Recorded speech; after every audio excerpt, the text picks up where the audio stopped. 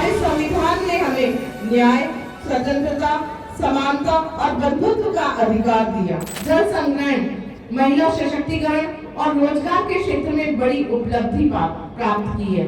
1 लाख युवाओं को सरकारी नौकरियां प्रदान की गई। इंग्लिश मीडियम के स्टूडेंट हो और आरएएस की तैयारी हिंदी मीडियम में एडजस्ट करके कर रहे हो? अब नहीं, जयपुर में इंग्लिश मीडियम आरएएस एस्पिरेंट्स के लिए है RAS only. Expert faculty, complete English study material, personal mentorship, regular practice, weekly doubt sessions. RAS only के साथ अपनी तैयारी शुरू करें।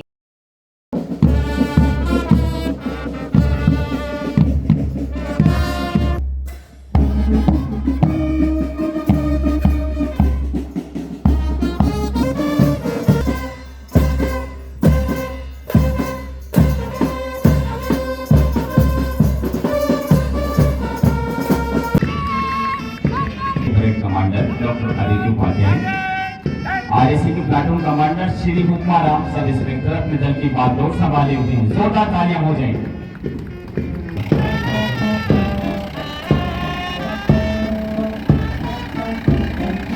मीडिया के प्रतिनिधि और हमारे संचालककर्ता मोहम्मद शरीफ चीबा जी और सभी जुड़े हुए हमारे यहाँ के समस्त नागरिकों, मैं आप सभी का हार्दिक अभिनंदन करती हूँ।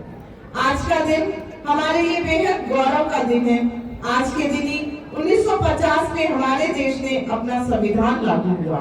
डॉक्टर भीमराव अंबेडकर जी के नेतृत्व में बने हमारे संविधान ने हमें न्याय, स्वतंत्रता, समानता और बंधुत्व का अधिकार दिया।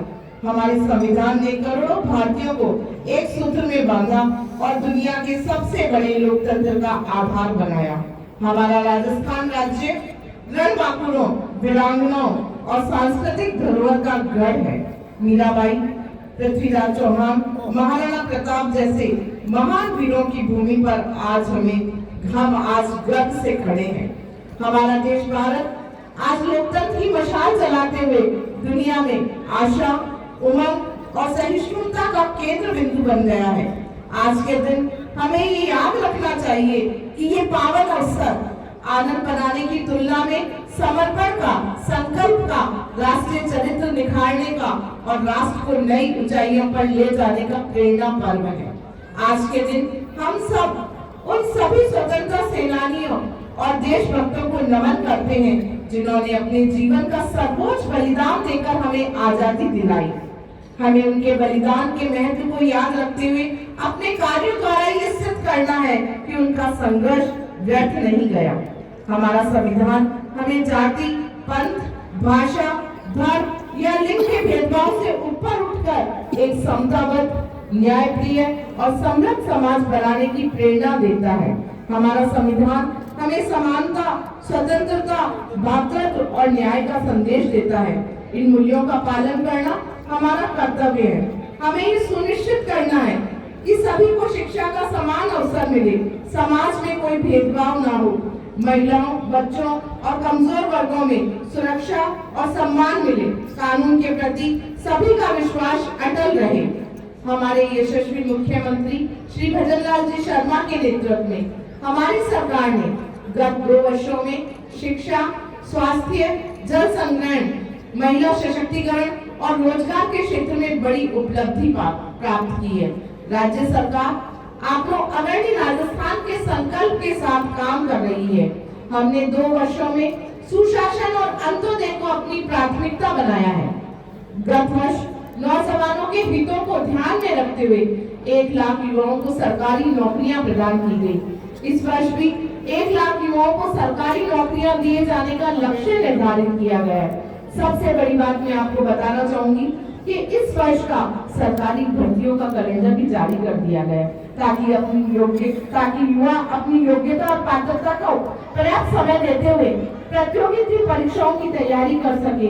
इसके अलावा निजी क्षेत्रों में भी लाखों की संख्या में युवाओं को नौकरी देने के लिए राज्य स्तर पर और जिला स्तर पर रोजगार मेले आयोजित किए जा रहे, जिससे निजी क्षेत्रों में कंपनियां ऑन द स्पॉट युवाओं का चयन कर उन्हें नियुक्ति पत्र प्रदान कर रही है। राज्य सरकार भर्ती परीक्षाओं में पारदर्शिता लाने के लिए पेपर लीक जैसी बुराइयों को जड़ से खत्म करने का कार्य कर रही है। हजारों युवाओं को उनकी योग्यता के आधार पर सरकारी नौकरियां दी जा रही है।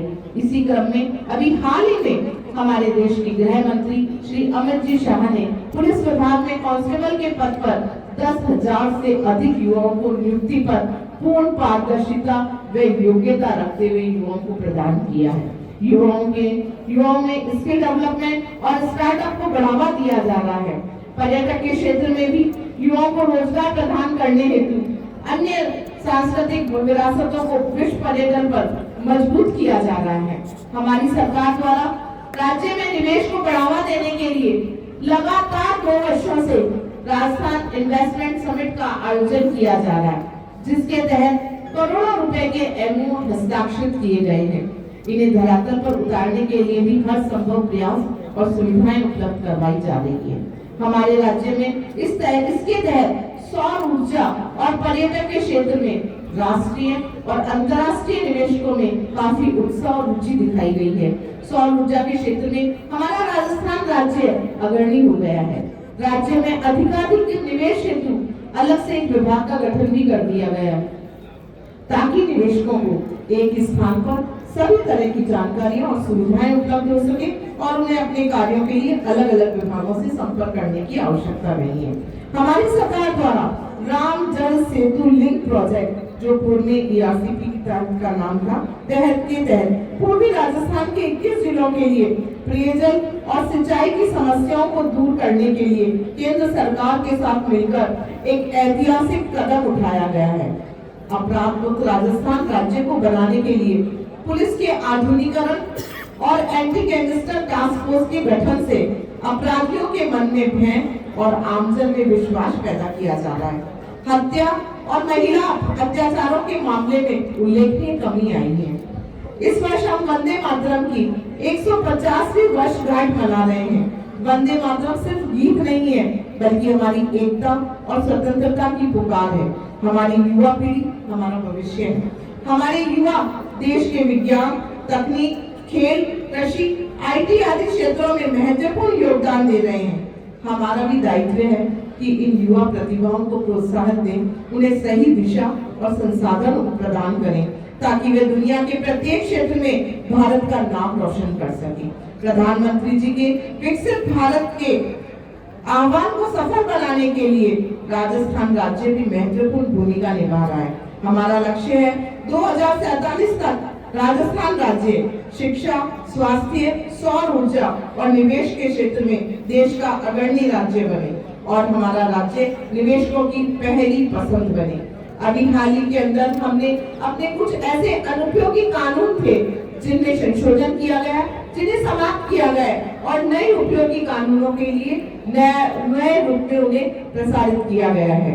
हम इस गणतंत्र दिवस के अवसर पर मैं कहना चाहूंगी कि शहीदों का सपना जब सच हुआ, हिंदुस्तान तब स्वतंत्र हुआ। आओ सलाम करें उन वीरों को जिनकी वजह से भारत गणतंत्र हुआ।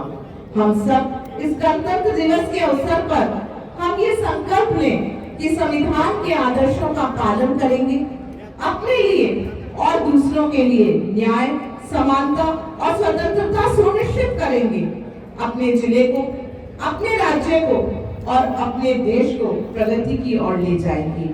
इसी के साथ एक बार पुनः मैं आप सभी को गणतंत्र दिवस की हार्दिक शुभकामनाएं देती हूँ और इन्हीं शब्दों के साथ अपनी वाणी को विराम देता हूँ। दे सलामी इस तिरंगे को जिससे तेरी शान है, सर हमेशा ऊंचा रखना इसका जब तक दिलों में जान है। जय भारत, जय हिंद। झलको